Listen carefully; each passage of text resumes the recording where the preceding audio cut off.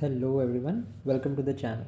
So today we are going to start our next chapter, that is the anti-defection law, and this chapter is a part of the series of the polity through MCQs, and these MCQs are directly based on the book M. Laxmikanth. Now before starting the chapter, I'll give you some of the explanation part and then straight away we will move to the questions of this chapter.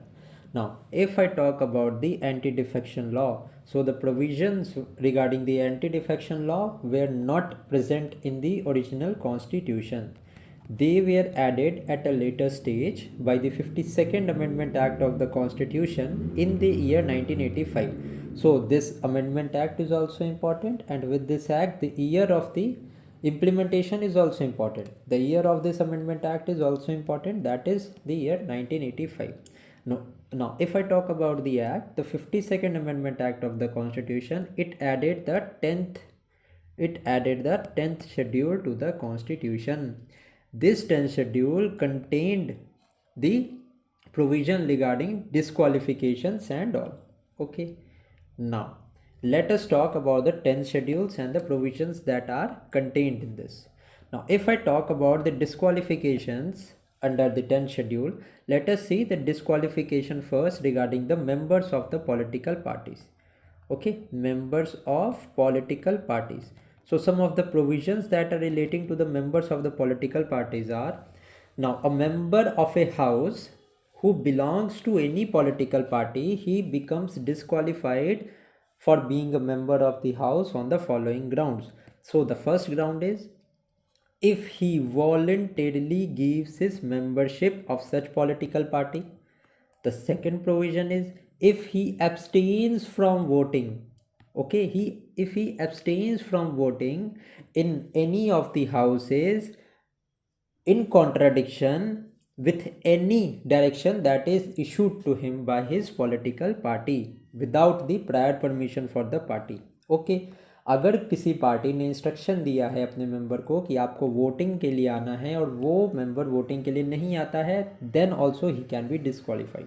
Okay, now next provision, let us see about disqualification, is about the independent members. Now if I talk about the independent members, now an independent members becomes disqualified to remain a member of the house if he joins any political party. अगर कोई independent candidate किसी भी party को join कर लेता है after elections, then he can become disqualified. Now if I talk about the disqualification regarding the nominated members, so इनके regarding क्या provision है? So if a nominated member joins any political party after the expiry of 6 months, ठीक है, on which he takes his seat in the house, then he can be disqualified. Now what does this provision means? That this member, the nominated member, can join any political party within 6 months. अगर within 6 months में he or she joins a political party, तो he or she shall not be stand disqualified. But if the nominated members joins a political party after the tenure of 6 months, then he or she stands disqualified. Okay, let us now see some of the exceptions or the grounds in which the members of the parliament cannot be held disqualified. Now the first exception to this rule under 10th schedule is that if a member goes out of his party as a result of merger. Okay, and a merger is considered when 2/3 of the members of the party have agreed to such merger. Merger के case में this rule of disqualification does not apply, and 2/3 of the members agree करते हैं regarding merger, then the members shall not stand disqualified. Okay, the next provision is if a member after being elected as a presiding officer of the house voluntarily gives up the membership of his party. If he is designated as the speaker or deputy speaker or the presiding officer of the house, then also he can voluntarily give up his membership. अभी disqualification में regarding members में हमने देखा था the member shall stand disqualified if he or she voluntarily gives up his or her membership. But if he is appointed as a presiding officer of the house, then he can voluntarily give up his seat. Okay. Now, next is about the deciding authority. Who is the final authority to decide on the matters of the disqualification? Okay. Now, any question with regard to the arises out of the question of the defection is to be decided by the presiding officer of that house. Now, a case is related to the anti-defection law, which is known as Kyoto-Holohan case. Okay. Now, under this, the Supreme Court that declared that the Supreme Court declared this provision that the deciding authority is the presiding officer. The Supreme Court declared that this provision as unconstitutional, and on the grounds that it seeks to take away the jurisdiction of the Supreme Court. Okay, the Supreme Court held that the presiding officer, while deciding a question on any matters regarding the 10th schedule, okay, is to held or function like a tribunal. ठीक है.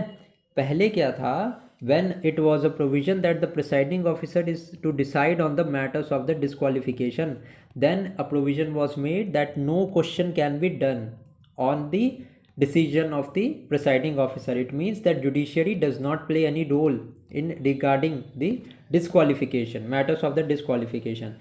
But in a later case, in the Kyoto-Holohan case, the Supreme Court decided that the decision that is taken by a presiding officer is like a decision that is taken by any other tribunals. Okay, tribunals के भी decisions are subject to judicial review, and the presiding officer भी जो decision लेगा regarding the presiding officer भी जो decision लेंगे regarding the matters related to the disqualifications are to be considered under judicial review. Okay. Now, this is all of the information. Now, if I talk about the 91st Amendment Act, so it is an important act. Let me tell you some of the provisions regarding the 91st Amendment Act. Now, if I talk about the 91st Amendment Act, so this act contained provision regarding limiting the size of the Council of Ministers.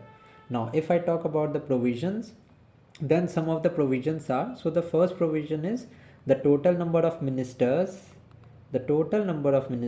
including the Prime Minister of India, in the Central Council of Ministers, it shall not exceed 15% of the total strength of the Lok Sabha. And this is Article 75 of the Constitution.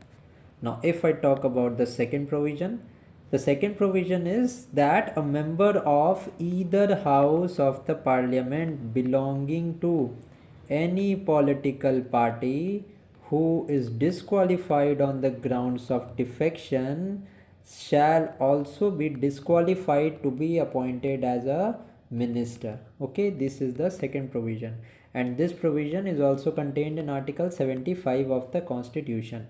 If I talk about the third provision that is made, it is regarding the state legislative assemblies. Now, in Article 164, it is mentioned that the total number of ministers, including the chief minister, in the Council of Ministers of a state shall not exceed 15% of the total strength of the state legislative assembly.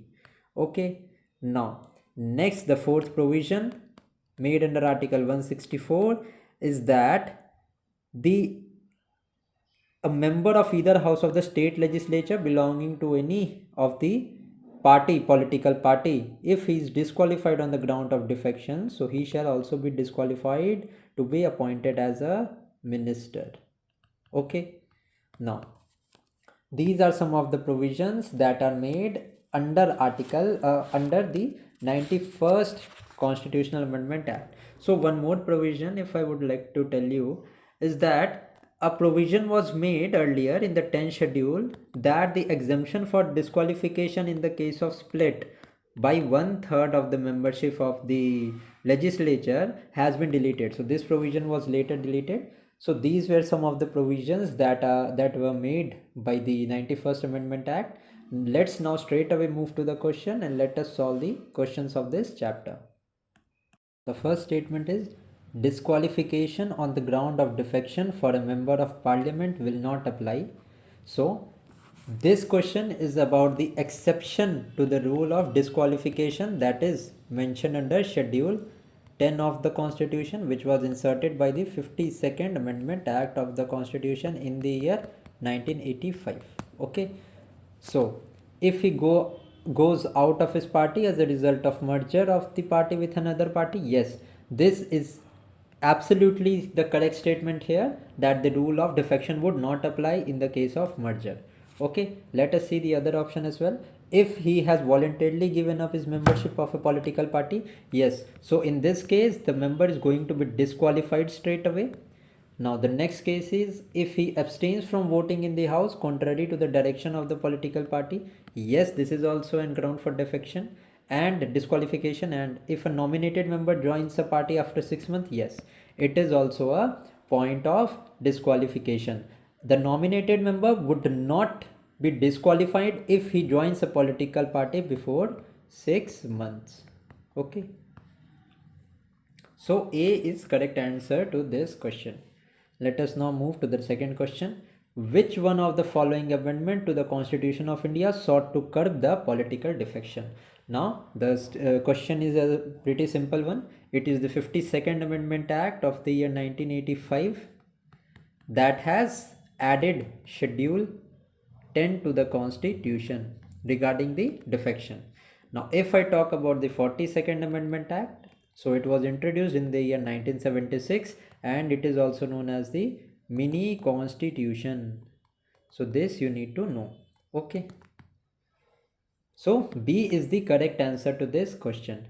Let us now see the third statement. The third statement is, which one of the following schedule of the Constitution of India includes the disqualification of a legislator on the grounds of defection? Now this is pretty simple. It is the 10th schedule of the Constitution. Now if I talk about the 7th schedule, so the 7th schedule mentions about the list, three types of list that is mentioned, which is union list, then there comes the state list, and then there is the concurrent list. Okay, so these are the three types of list that is mentioned under Schedule 7.